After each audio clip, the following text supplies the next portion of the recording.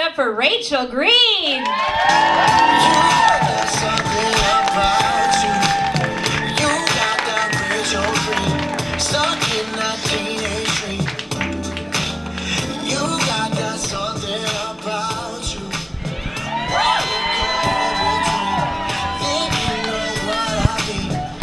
Rachel Green. My Rachel Green. That's from a Twitter fan. Isn't that fun? Unfortunately, it was written for Jennifer Aniston, but we'll just pretend like it was written for me. It's all good. How you guys doing? Yes. You've had a lot to wet your palate. Hi, balcony. Hi. I never forget about y'all. I can't see you, but I'm with you. I'm with you. Hi. So I just came down to visit y'all from Harlem. Yeah, I've been there for about almost 4 years. It's crazy. Living in Harlem is interesting. I've actually found a new relationship to Christianity. I'm Jewish. But you know, every day I walk into my apartment and someone's just like, Jesus! Them titties!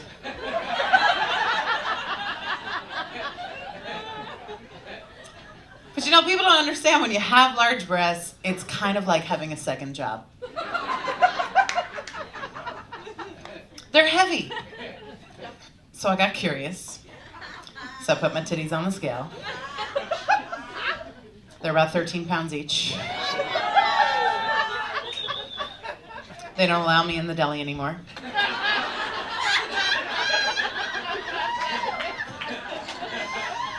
Apparently the scale's only for cold cuts.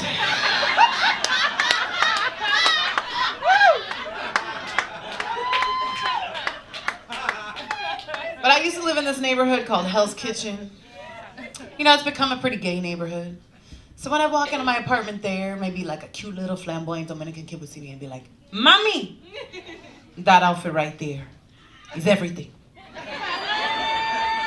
You know, when he'd be giving me that good bad face that we do when we like something so much, we're just like,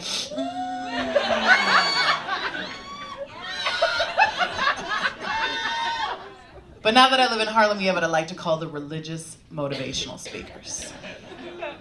Because they'll see me and they'll be like, baby girl, God bless you. Whatever you're doing, keep doing it.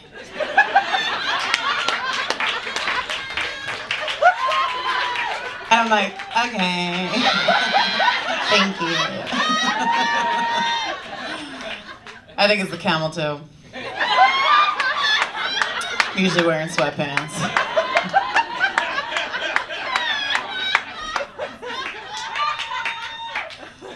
The other day I went to the gym and I had done this heavy leg work, so, you know, I had inadvertently had a bit of a swagger, you know. And you know how we do, we multitask, I'm texting, I got my headphones on high. But through all this I hear, that walk! Damn girl, that walk! So I pull out my headphones, I'm like, hey, how's it going? He's like, you need to let Tyrone take you out.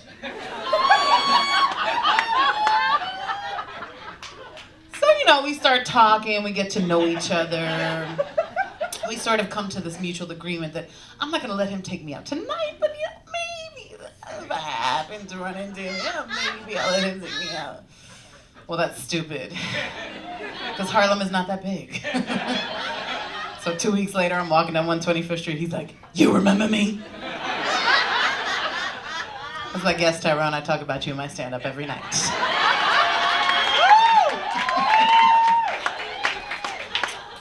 So I'm single. I'm on this awful website called OkCupid. Exactly. Yay! That's right. It's okay stupid. Yeah. That's what I call it. You know, they have questions for compatibility. I was like, oh, algorithms. It's smart. Science is gonna find me my soulmate. But then they say things like, should women be obligated to shave their legs? And I'm like, where's the question, should men be obligated to shave their balls? Like, I'm just saying the least you could do is trim if you want me to put your bean bags in my mouth.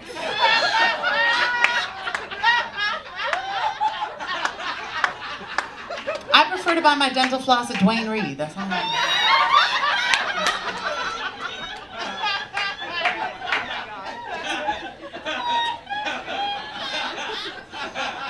But lately the young dudes have been hitting on me. And I'm flattered. But I'm like, I don't want to train a puppy. I need like a battered rescue that just cowers in the corner and just attacks my pussy.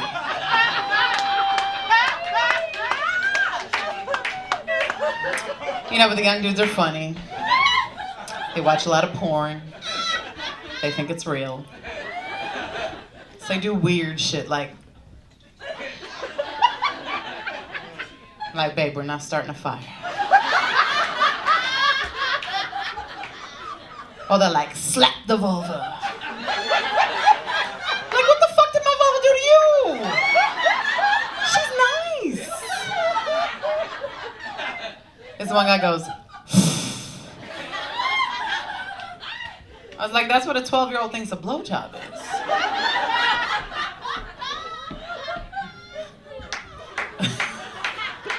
Other thing guys like to do, they really like to put it in, pull it out, put it in, put it out. I'm like, baby, you don't want to do that. She gonna talk to you.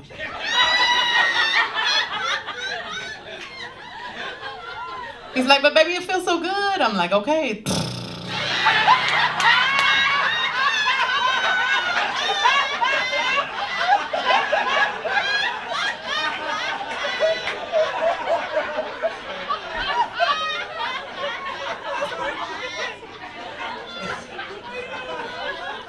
I told that joke up in Montreal. They call it un petit nun. I'm like, that is beautiful. It sounds so much better than a grave. Now, where do we think of that word? So I decided to take this one young dude home. Tells me he's 30, so he's about 15. He's got these really nice arms, you know? So we go back to my place, and everything's going good. Sort of interrupts the mood, and he's like, I know you like my arms, but is the rest of me okay? It's like, sweetie, you're in the bed. Doing good. And then he's like, is my dick big enough? So I was like, ooh.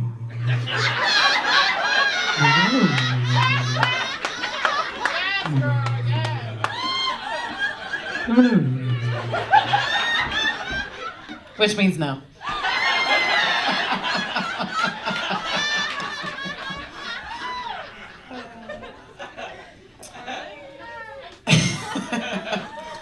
So my grandmother liked to stay abreast of who I was dating. And you know, we were Jewish from Long Island, so we talk like this. She's like, are you dating anyone nice? It's like, yeah, Grandma, I'm dating a couple of guys. Oh, what are their names? I said, Jermaine Brown and Ben Shapiro. Oh, Ben sounds nice.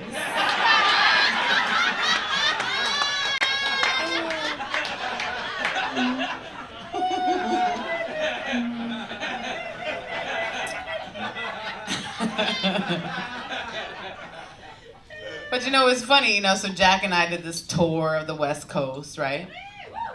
Yeah, it was phenomenal. Yeah, thank you. And we were in LA, and in LA we performed in a strip club. And it was phenomenal. I made $700 in singles. Right? I was like, oh, I get it now. Like, you could be an ally, but then you could be an ally. Like, I was like, fuck. Yeah, so we get back to the Airbnb, and we're like counting the money on the bed, and we decide to make it rain, you know? $700 making it rain. It was pretty rainy, you know? And so Jack takes this amazing like boomerang of me just being like, ah, like a little kid, right? And she's like, I'm gonna post it to social media. And I was like, no, you're not. And she was like, but why? I was like, because I'm a Jew. And she was like, well, what does that mean? I was like, if they see me with all this money, they're gonna take it away. She goes, what? I was like, wow. Well, that's an inherited conversation.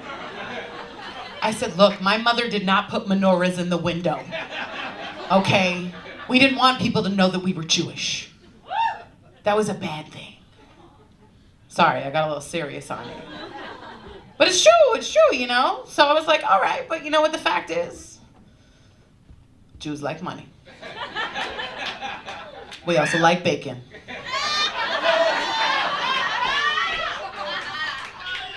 I'm just putting it out there, guys. We also like shrimp, cheeseburgers. Anyone that tries to pretend that they don't, they're lying. But it's interesting, you know, I've only recently started talking about my day job in comedy, right? You know, some people just think I'm a comedian, you know? But no, I go to a day job. I go there for fun because comedy pays so well. Yeah, I love putting paper in the printer. I love, you know, answering stupid questions. Like, really, like, this is what fulfills me, guys. You know, like, you know, the comedy thing, it's okay, you know, but really, you know, like the other day, what was really fulfilling for me is my computer wasn't working. You know, and I got to call up the help desk, you know, and they're in Malaysia. So there's like a very clear communication line. And we're troubleshooting issues, you know, we're trying to work together. And you know what he says to me? Miss, is your phone working? No, we're talking in the clouds. It's all imagination. It's make-believe. But you know, they also really love acronyms in corporations, you know? But my favorite one is STI. Right? Now, for those of you that are maybe not educated in the sex world, STI is the current term for STD. Okay, so when they say STI, I go, but you know what's even better? Is STI stands for short-term incentive. And what gets you an STI? A short-term incentive. But you know, it cracks me up. I don't know. I mean, this is not even like an office-specific thing, but it's something that I personally find fascinating. The poop etiquette in the ladies' bathroom. Oh, yes. She's with me. She's with me. My titty lady, she is with me. She's my office worker. I love it. Right? You know, I walk in, right? The only time I wear makeup is to do shows and to go on dates, right? You know? Other than that, I'm going to just be me, right? So I walk up in there. I got my routine, you know, and all of a sudden I notice that there is a stall closed behind me, and it's very, very quiet. And underneath, I see a tan pair of easy spirits. And it occurs to me, oh, this bitch is waiting to poop. Right, like all the power is in my hands, but like, I don't want that kind of power, you know? And like, I'm kind of like, I gotta put my makeup on. But then I start to feel some compassion for her, you know? And then I'm like, oh, I'm gonna send her love and light because maybe she's constipated. Maybe she needs a little support, you know, the sisterhood. We gotta support each other. But then I'm like, well, I gotta put my fucking makeup on. So I left, you know, and I put on my makeup at my desk. And then I come back and she's still there. She is still there. And I'm like, girl, I don't know if it's like poopy anxiety, like her ass cheeks is just like, you know, and I'm like, I'm really not trying to give you ass anxiety, girl, but you gotta work that out. Like, I'm here to support you. But I don't know, I think she's still in there, you know, can someone go check on her? She might still be in there right now. I'm concerned, I'm just looking out. One of the other things that I do is, if you haven't noticed my sultry voice, I also do voiceover work. Thank you. You know, the same voice that can help your grandmother diddle her fiddle is the same voice that can help her avoid side effects like nausea, vomiting, diarrhea, and sometimes death. It's fun. It's fun. I enjoy it. But, you know, it's funny. Like, I feel like I have all these different lives, you know, and nobody knows about the other lives. You know, and if I was to tell the office people about all this, right, they would not know what the fuck to do with themselves. Like, my boss still thinks my stand-up is about him. I'm like, dude, you are not that interesting at all, you know? But they would definitely never understand, like, the plethora of terms that we have nowadays. You know, we have sapiosexual, we have bisexual, we have bisensual, heteroflexible, but my favorite, pansexual. Because like I said earlier, I like bacon. But it's interesting, you know, I love men, right? But they say really weird shit, right? Like the other day, this guy says to me, "You are a lovely clown."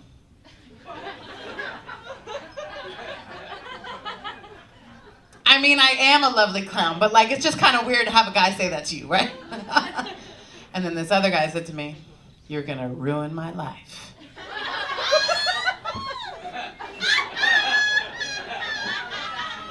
I was like, yeah, maybe. You know, and I also love women.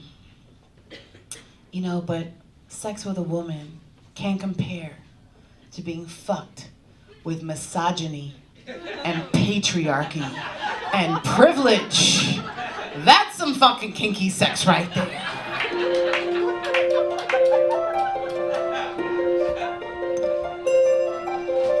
Look at this rack, isn't it neat?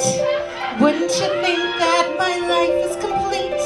Wouldn't you think I'm the girl who has everything? Look at this box, treasures untold. How many wonders can one govern hold? Looking around here you think, sure, she's got everything. I got dildos and butt plugs aplenty. I got ball gags and strap-ons galore. You want anal beads? I've got 20. But who cares? No big deal. I want more.